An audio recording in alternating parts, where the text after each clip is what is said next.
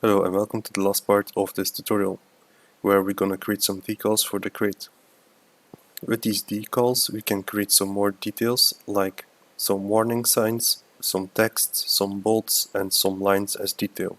This will also add a second material ID, and I can easily switch between decals to what I prefer or what fits on the current level of the game. Then in Houdini, if you have the game tools installed, we have a decal node which is called the decal projector. Our first input will be the crate, the second input will be the points, and the last input are my textures. So let's create first my texture so I can see what I'm doing when I start placing points. I'm gonna start with a grid and I'm gonna place my texture on it. So I have a texture made here and animate it in such a way that this will perfectly align on a grid. So if I would fill in 4 rows and 4 columns, that would perfectly fit on my texture. Then I'm gonna use a UV projection on this node and initialize the projection. Then automatically it would search for the best fit. Then I'm gonna use the quick material and fill in my path to my textures. I can also see that my UV is being reversed, so I will go back to UV projection and rotate my projection. So I can now read the words clearly. So my grids actually should be 5 by 5, and now you can see that not everything is aligned along the geometry. Then these lines, I want to delete them, so I'm gonna select them and press delete. Also these ones here. And then one more thing I'm gonna do here is use the enumerate one node, and we have to fill in the name called decal index. So basically each primitive has now a number. So each primitive has now the decal index number, which can be used then later. So I'm gonna copy this in here, and I'm also gonna scatter some random points for the moment. So let's say I want 10 random decals and plug them in here. Then go into the decal projector and use the placement tab. Then we're gonna disable the manual workflow, and we should see our decals being placed. As you can see right now, my decals are way too big, and I'm gonna just here place the transform, and I might need to scale them and also probably rotate them in the right direction.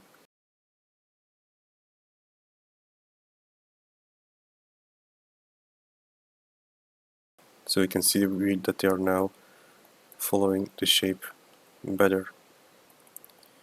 And then one more thing I want to show you about this decal tool is we can specify which decal is going to be copied on which model. So I'm going to create an attribute, and we can basically use this decal index, and we can use it here in the point attribute. And if I would change now this decal index from value, we can see that the images are updating to the corresponding index.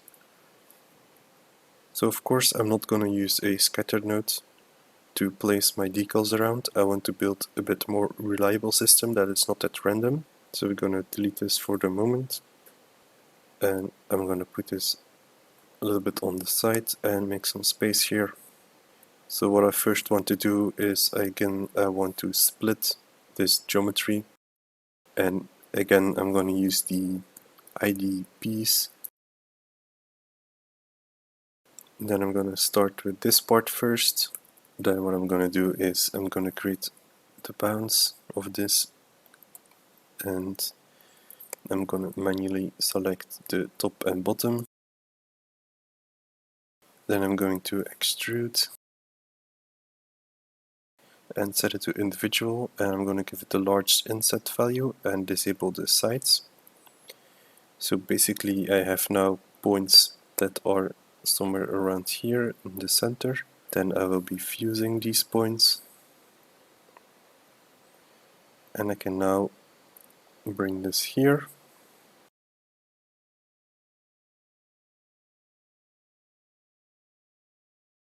So disable the remove repeated vertex in the fuse, and now you should see that we have like procedurally placed these bolts on the sides.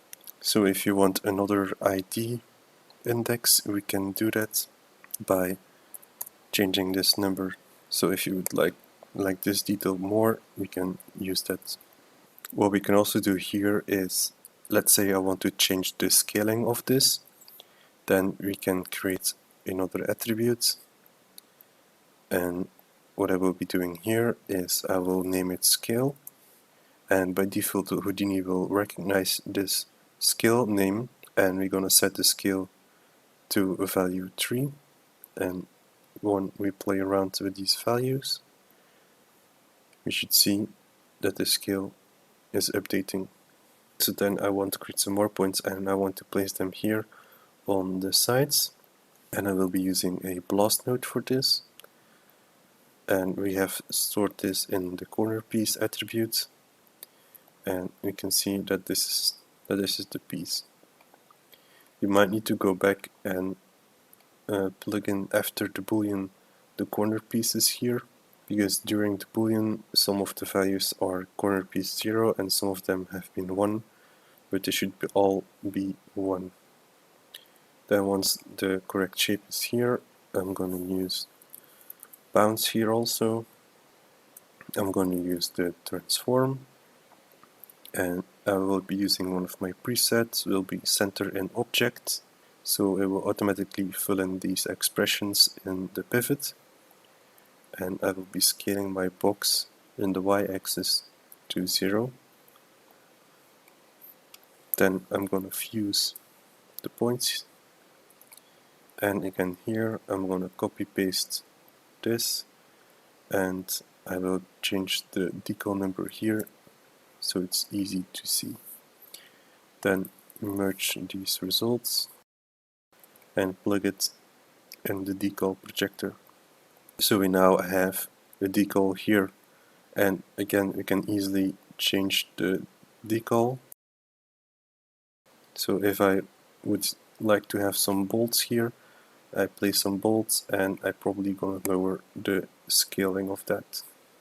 For the next decals I want to have some more things going on the sides, and I'm actually gonna place this network here, and the reason for this is because I want to build further on these values. So I'm gonna use another blast node here. I only want to have, for example, these two, so I'm gonna press enter.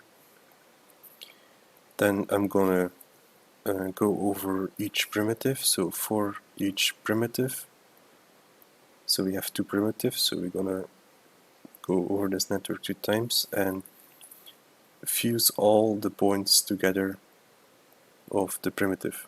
So I'm gonna set a high value, disable the remove repeated vertices, and now we should have points that are in the middle of these planes. Then I'm gonna copy this network again, and I'm gonna do this then for the other sides on the z-axis. So it's the same system, and again we need to copy these attributes and fill them in here. So I'm gonna change what's being viewed. So I like to use these lines, and I probably have to scale this one up, something like this. What we can also do here is place a transform node. So I'm gonna do that for each point, so we can move it up or down. In Unity I can move up or down my decals so they don't all overlap on each other and so on, and I have some control on where I want the lines. Then here for the other points, let's use some other interesting decal like a name or a number, like this thing. And I'm going to scale this up. And I can also see that it's upside down. And you can fix this by having a new attribute that controls the rotation. So you can create a new node, or you can also add the plus icon here and type in rotation. Then in the rotation value I want it to be rotated 180 degrees, and now it's rotated in this way.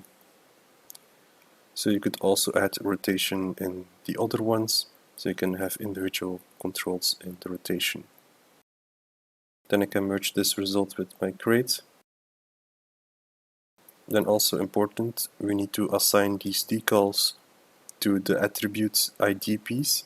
So I copied this attribute node, and we have to say that this is part of the first crate. So when I will be splitting it up, my decals are now also here. So in the game engine I rebuilt my crate, and you can see that we have now an extra element to add the decals. So we can add the decals, and we can also see that they might have to move a little bit more to us. So let's also adjust this. And also, if you want to make a decal material, this is built in Unity. So just search for decal and fill in the base color, normals, and a mask, and so on. So I'm gonna create a new attribute to put the planes a bit forward, and I'm gonna put it after the merge. So I don't have to do this individually for each decal. And this attribute is then called surface offset. And once created, we can give in a value, and we can see we can push forward the decals. So we don't have to do this too much, so keep the value low, like something like this should normally be fine. Then what I also need to do is our decals should have a normal. Then I'm going to switch back to the game engine, and we can see that they're not colliding into each other anymore. And I'm also going to automatically assign the decal. So I'm going to copy the name, and I've copied the Unity material node, and in here I'm going to switch out this material name with my decal name, and I'm just going to place it here.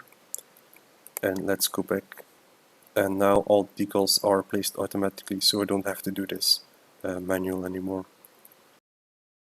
So of course we have some areas that are not properly done, and that's because we need to add some controls in this HTA, so we can move this decal a little bit up so it actually is going to be placed better. I'm going to open the property type menu and make a new folder for the decals and place it here. And we can also create some labels. So we have decals on the sides, we have decals on the corners, also decals on the x-axis, and then you have also decals on the z-axis. So I know a little bit which one is which. So for the decals on the sides, which was this one with the bounce, so I want to control the scale. So I'm going to copy the scale here and just rename it to scale. And I'm also going to copy paste this value here. Then also the rotation, the decal number, and I will also say if we move it up or down. And I will be doing this also then for the other network, so I can control the decals a bit better in the game engine. So now I've created some parameters to use in the game engine, and let's test that out. So I have now an extra menu for my decals, Now I want to, for example, move this big piece that's not in the grid position, so you can see that it's now being placed way better. Something else that I also want to say is that it doesn't influence the UVs or something, so you can always, after baking, change the decals and where they should be placed. So you can play around with the decals and place them where you want. You can expose more values so it's easier to control. I can, for example, make multiple sheets of decals and I can simply replace them and I get a little bit different look in my crate. And this step can also then be repeated for the top part if you also want to have some specific decals or warning signs on the top, for example. So I'm gonna quickly create some decals for the top and I'm gonna speed up this part because it's a similar approach as the first part.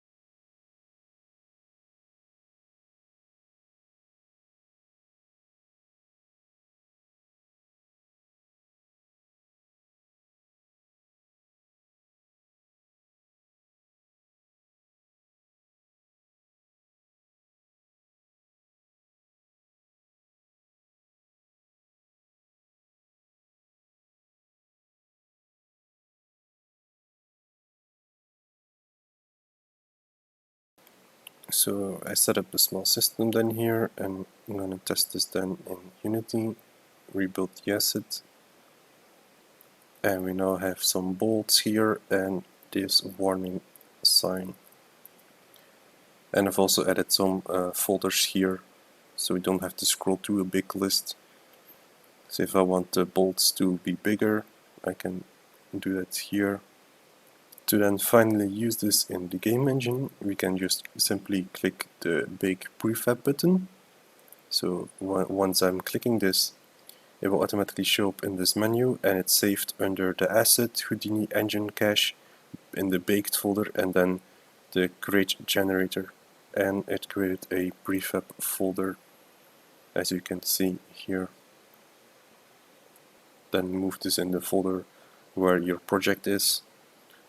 Also beware that you save your textures, because right now if I make a change it's going to overwrite this normal map, so be careful with that when you make a new model to make sure you change some namings of the baker. That was it for the tutorial. I hope you enjoyed it and thank you for watching.